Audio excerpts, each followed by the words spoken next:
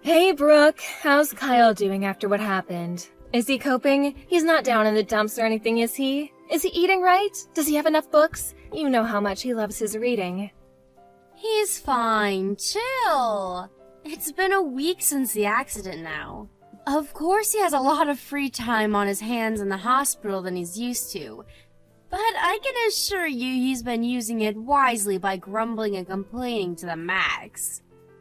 I see. Well, in that case, I'm pleased. If he's still lively enough to be grumbling and complaining, there's nothing to worry about. I'll be coming to see him again in the next few days. Okay, I'll pass on the message. I think it really counts to have your mom by your bedside at times like this. He appreciates your visits a lot. Kyle appreciates me? Judging from the look on his face when I'm there, I get the feeling I'm annoying him simply by having the nerve to exist in his vicinity. Besides, he told me I'm a pain in his butt on more than one occasion. Oh, you don't believe that bluster, do you? He's just trying to look tough because he doesn't want to admit how soothed and comforted he feels by having his mommy by his bedside. He said he's always thinking of you. Well, it'd be great if that were true. You must have been pretty scared yourself, right, Brooke? This whole thing can't have been easy for you. I heard you were in the car when he crashed the car? That's right, I was in the passenger seat when it happened. Kyle's the last person I thought would ever crash the car. Even the safest drivers have accidents, and it's usually precisely because we don't think they'll happen that they do. It was his fault and no one else was involved, right? I can't say I'm pleased about my son being laid up in a hospital bed, but on the bright side, at least no one else got hurt. He only has himself to blame. We can't turn back the clock, but at least he can learn the valuable lessons that there are to be learned there. Right, I totally agree. He said he's gonna be taking a break from driving for a little while once he gets out of the hospital. How long did they say he'd be in for again? A month, right? Hopefully he has a long, hard think about his driving habits. Oh, believe me, he's already been doing some soul searching. I don't think he's under any illusions over who was to blame. Oh yeah, I forgot. I wanted to thank you again. We really appreciate you sending the money for Kyle's hospital stay. His insurance didn't cover it, so we would have been in a really bad situation without your help. Oh, don't be silly, I'm his mother. You can hardly afford to shell out that much yourself, could you? I know you said you've been struggling lately. It was nothing, really. But it was so sudden. I think Kyle feels guilty, and he wants you to know how grateful he is. Him crashing the car into a wall like that was pretty sudden as well. Besides, it's not like he did it on purpose. He has no reason to feel guilty. Sometimes life just throws curveballs at you, and what are mothers for if not dashing to the rescue and saving the day in a rush of heroic maternal glory? Fair point. Thanks for saying that. I couldn't agree more with everything you just said. To tell you the truth, it's actually kind of a pain in the ass how easily little things like this seem to play on his mind. Oh, it is? But Brooke, dear, surely it's only natural he'd be upset after what he did. He's always had a strong sense of responsibility, and he hates feeling like he's being a burden on others. I think it's perfectly normal. But you just said he has no reason to feel guilty? I'm saying I agree with you. I keep telling him he has nothing to feel bad about. But he seems hell-bent on beating himself up over it. I can't help but to think he overthinks things sometimes. He's so goddamn sensitive. I actually felt a huge sense of relief when you just said what I've been thinking this whole time. So thanks for that. Sure, he might overthink things at times, but still. Don't you think it's more complicated than that this time? Huh? But you just said he shouldn't feel guilty. Wait, were you lying? What? Lying? No, of course I wasn't. It's just, how to put this? Just because I don't think he should feel guilty about what happened, doesn't mean I think he should be nonchalant and indifferent towards it either. If anything, I'm proud of him for being so considerate towards others. Is there a problem with being nonchalant and indifferent when you've done nothing wrong? You're my mom-in-law, and that makes me your daughter. What's with this weird formality all of a sudden? Since when were you this stiff and reserved? You can speak your mind with me, you know. I see. Well, I suppose if that's how you feel about it, then you do you, sweetie. Right? I will. Okay then, it's settled. From now on, carefree is the word. Our days of fretting over trivialities are gonna be nothing but a distant memory. Right. Got it. Alright, well, Brooke, I have some shopping to do now, so I'll speak with you later. Take care.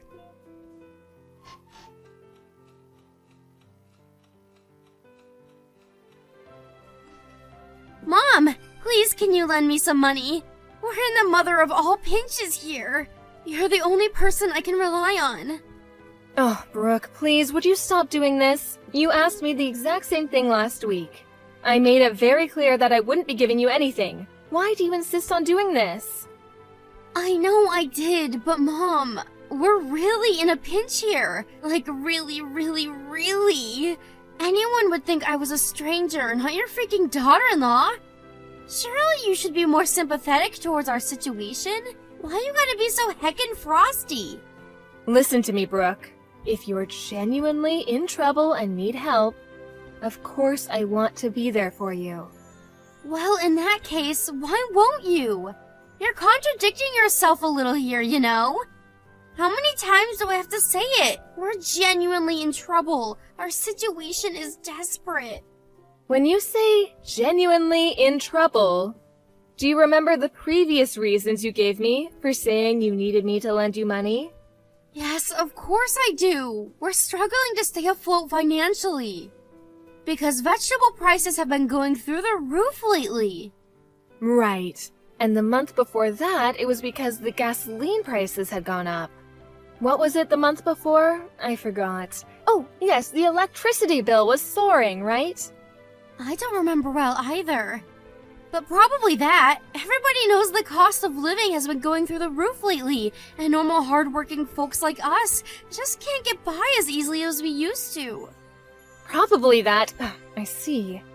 Anyways, let's forget about that for a moment. What I wanted to ask you is, why don't you understand how unreasonable it is to come begging me for money every time your living expenses go up? How is that unreasonable? You're right, I don't understand at all. We're your family, and we're in trouble. You're the one who said it was your job as Kyle's mom to dash to the rescue and save the day when life throws curveballs at us. Surely helping us at times like this is the decent, moral, and obvious thing to do? It's not that I don't want to be there for you. The problem is that every time you ask for money, it's for the smallest, pettiest things. Think about it. If I have to come to the rescue every time your outgoings go up slightly, it'll never end. Kyle's got out of the hospital and went back to work months ago. It's not like you two are on one salary anymore. I never heard anything about either of you taking a pay cut either. Look, dear, I know we're in a cost of living crisis, but how can you suddenly be in the mother of all pinches just because cucumber prices went up? Surely if you two do some brainstorming together, you can figure out a way to get through this somehow. I'm asking you precisely because we can't cope without your help. Why would you believe me? You're horrible. You lent us money without so much as a single complaint before. What changed? I sent the money back then because my son had been in a car accident. That was an emergency. Surely you see the difference between a car crash and the things you're asking me to open my purse for every month these days? I get that. Look, I don't know exactly how much Kyle brings home every month. But you've never had any problems like this until recently, so I could ask you the same thing. What changed, Brooke? You'll be fine if you just tighten your belts a little. You know, like eating out less, canceling things like Peeps Flix subscriptions, making sure the lights are turned off, that kind of thing. This is hardly rocket science. It must be nice to have the luxury of saying all these things from a position of complete financial security. Life isn't so easy for us mere mortals, you know. Yes, that's right, I know. You're sitting on a tiny little nest egg in that savings account of yours, aren't you? I see. I take it you heard from Kyle? He let it slip after he had a few beers the other night. I'm pretty sure he didn't mean to tell me. It's real nice to know how trusted I am in this family. Like, geez, thanks for sharing, Mom. Anyway, if you have so much money, what's the issue with lending us a few cents here and there to help us get by when times are tough? Why does it have to turn into this big drama? Just quit complaining and hand over your bank card already. You do know that my savings and your household finances are completely unrelated, don't you? Just because I have money does not mean I'm obliged to give it to you. What kind of logic is that? Besides, if you're really in as much trouble as you say you are, why are you the only one who ever comes begging to me like this? If times are so tough, why haven't I heard so much as a word out of Kyle? Duh, isn't it obvious? He's way too proud to admit we're struggling. How's he supposed to feel like the man of the house if he has to beg his mommy for pocket money? In that case, you won't have any problem with me confirming all this with him directly, will you? You know that your finances are in such dire straits that you have to beg your mother-in-law for money several times a month? Oh, come on. There's no need to do that, and you know it. That's just mean-spirited. Think about how it would make your son feel. The bottom line here is that you need to learn to overcome life's challenges by yourselves. If you rely on others at the first sign of trouble, not only will you have no problem-solving ability of your own, but you'll be finished as soon as the support dries up. I have absolute faith in you both to get through this and to become stronger people for it. If you accept and understand all of the above, and you still say you're in desperate trouble, I'll be here for you. But just because we're not at risk of being homeless this week doesn't mean we're not in trouble. Do we have to be on death's door before you start caring about us? You know, all of this time you spend asking me for money could be spent figuring out how to improve your situation. Less talk, more action. First, do what you can. If after that you tell me you're still hopelessly in trouble, I'll consider helping you after discussing things with Kyle. Fine, I understand. Sorry for being so persistent. Don't worry about it. I'm grateful for your understanding. I understand things aren't easy for you right now. But you can't go through life relying on others all of the time. If you did, you really would end up in the mother of all pinches when no one was there to save you.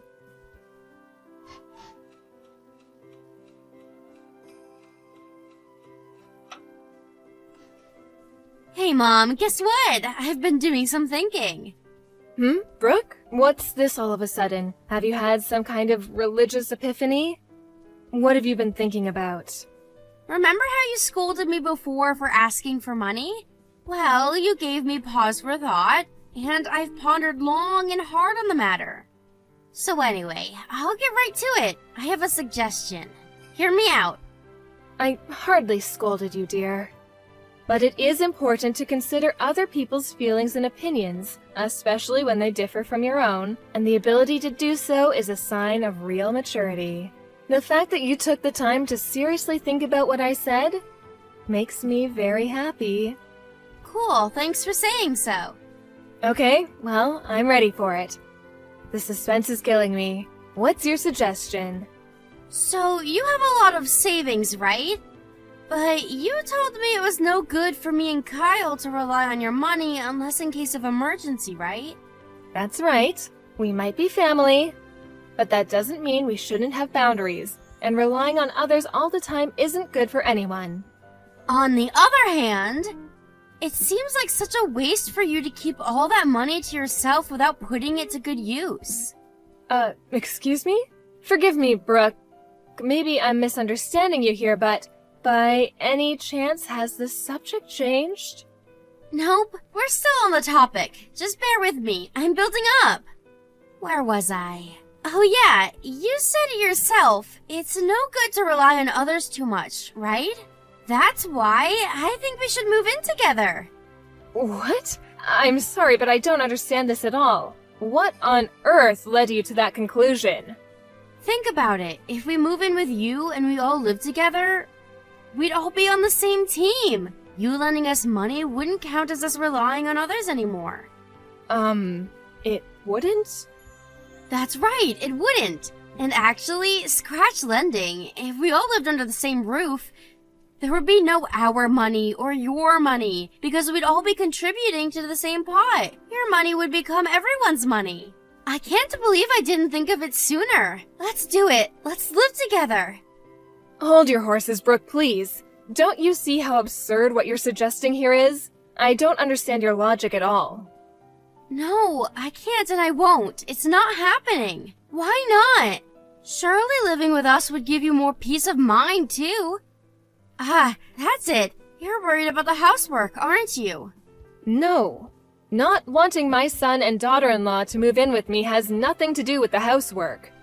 Do you have no inkling of how ridiculous what you're asking me to do is? Relax. You don't need to worry at all. I won't interfere with you doing the housework one bit. I'll never get in your way. In fact, I bet you won't even know I'm there half the time.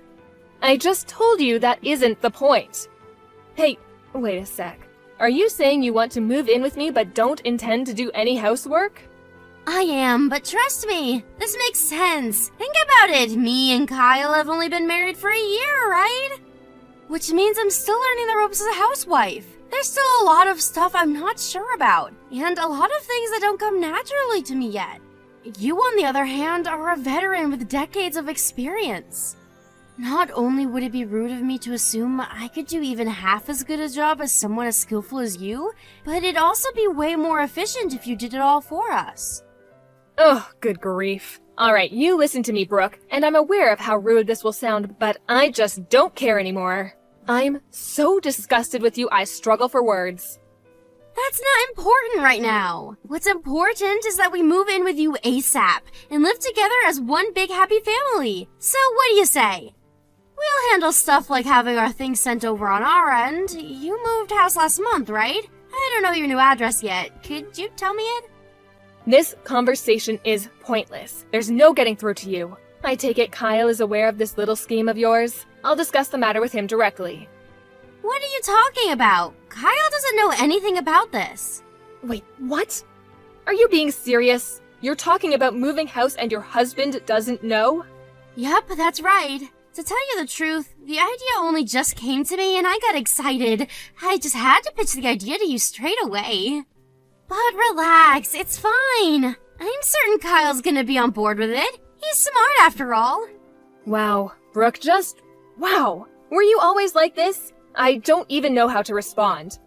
But I do know one thing. How arrogantly and selfishly you're behaving right now only strengthens my resolve not to let you move in with me. It is not happening. Like, what the hell? Your daughter-in-law's telling you she wants to move in with you here. Anyone else would be pleased. I'm not so sure about that. Anyway, there's no point in carrying on this conversation if Kyle doesn't know about what you're doing. I'm going to go speak with him directly. I have nothing more to say to you. God, you're so freaking annoying. How could you be so ungrateful? I'm doing this out of the goodness of my heart. Do you know how dangerous it is for an old hag like you to live all on her own? We're moving in with you, so hurry up and tell me your address. Oh, today has been an unusual one. Who would have thought it's possible to be this disgusted with a single person so many times in one day? It's actually impressive. Stop talking nonsense and accept my very kind offer already. You think I've got all day to be wasting on this stupid conversation? Some of us have jobs to work and finances to worry about, you know. Calm down, Brooke. Deep breaths. In, out. You came at me like such a whirlwind I didn't get a chance to tell you this. But I already live with someone, so unfortunately, I'm not going to be able to take you up on your offer. You're better off just forgetting the whole thing. Huh? You're already living with someone? You never told me that. Who is it? Since when? Why wouldn't you tell me something so important?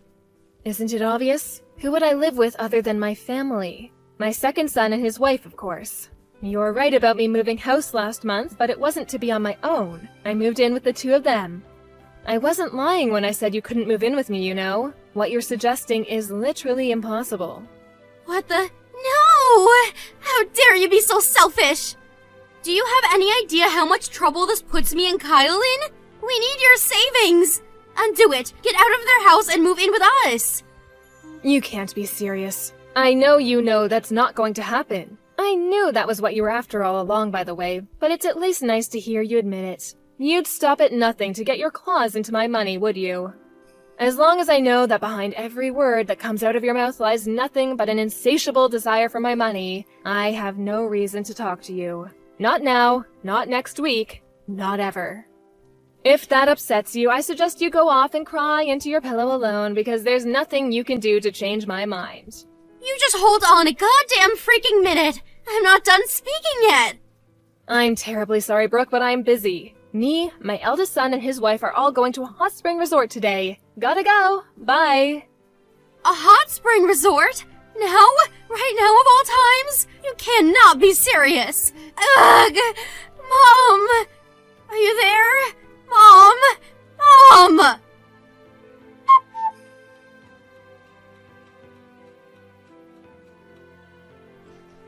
Brooke, you came to our house yesterday, didn't you? You broke the window and let yourself in, didn't you? Huh? It'd be, like, really nice if you didn't make false accusations against me, you know. Thanks. I don't know anything about your house getting anything broken into. It seems like I was wrong about you, Brooke. I thought you were a little more intelligent than this. I didn't think you had it in you to be this recklessly brash and impulsive. Whatever. If we're honest, this is all your fault. You know that, right? Did you really think I was gonna let you get away with keeping the whole moving in with your son and his wife thing secret from me? If you'd have just kept your mouth shut and given me your bank card like anyone with half a brain would have done, you wouldn't be in this mess. Regret won't get you anywhere now. You dug your grave, now lie in it. I couldn't agree more. It really was careless of me to tell you I moved in with my second son. I've been a fool. Wow, you're self-aware? I suppose you'd be a total lost cause if you weren't capable of self-reflection at your ripe old age. Let's face it, you're not as young as you used to be. If you'd have waited any longer, you might have kicked the bucket without realizing what a gigantic moron you are. You're right. Thanks for helping me notice, sweetie. You see, I'm so grateful, but I want to give you a little something by way of thanks. So I got you a present. Huh? A present? What is it? You should know that I don't accept cheap stuff. It's fine, relax. It's even more valuable than my bank card. You know, the one you took from this house. In a certain sense, it's actually something really unusual. Huh? What could you possibly be talking about? I can barely take the suspense. I don't know anything about your bank card either. You're barking up the wrong tree. Oh, really? Is that so? How tragic. In that case, my present is meaningless. Huh? Meaningless? How so? What's the present? Tell me. You see, I spoke to the police about what happened yesterday. We have witness testimonies from the neighbors. Something tells me you might get a knock at the door from some men in uniform with a couple of questions to ask you very soon. Wait, what? You spoke to the cops? Why would you do that? What's the problem? You have nothing to worry about. It wasn't you after all. Sorry if you find it boring, but I thought it'd be perfect for you. The present is police questioning. Just for you. Congrats, honey. No, wait! You can't seriously be saying you reported me, your own daughter-in-law, to the police? I'm your son's wife! You seem a little perturbed. Is everything okay? Surely you have no reason to panic like this. What's the problem? It wasn't you after all. I know you're probably busy, and having a bunch of stern-looking cops grilling you on the sofa might not have been how you envisioned yourself spending today. But you clearly had nothing to do with it, so I'm sure they'll be out of your hair before you know it. I'm sorry. I lied. I knew it. So it was you? Yes. I was so mad about the whole moving in with your other son thing. I wanted to get back at you somehow. I'm sorry. Please forgive me. I see. It's fine. Relax. You have nothing to worry about. I told you, right? This is a present. How can I relax? I might be about to get arrested here. And how the hell does calling the cops on me count as a present? It's a present because I am very kindly giving you an opportunity to reflect on what you've done and become a better human being. So why don't you have a long, hard think about your behavior and fix that rotten personality of yours? That's what me and Kyle want you to do. We both have high hopes for your rehabilitation. We'd be over the moon if you accepted it with some gratitude. because this is the last present you'll ever get from this old hag.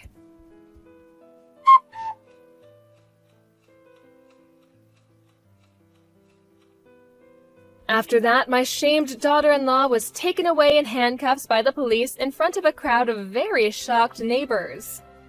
I know I told her she was only going to be questioned, but that was because I didn't want to panic her so much she tried to escape. Between the witness testimonies from the neighbors and the footage from the surveillance camera my son installed in the garage, she didn't have a leg to stand on, and her arrest was basically a foregone conclusion at the moment I reported her. My son Kyle divorced his criminal of a wife as soon as he found out what she'd done. I hope she uses this as an opportunity to reflect, but I'm not holding my breath. Me and Kyle are praying that she uses this whole situation as an opportunity to change her ways and become a better human being, even if just a little. That said, even if she does repent and change her ways, even if she becomes a shining bastion of all that is good and virtuous, we'll never know because she's no longer a part of our lives. She can get by on her own now.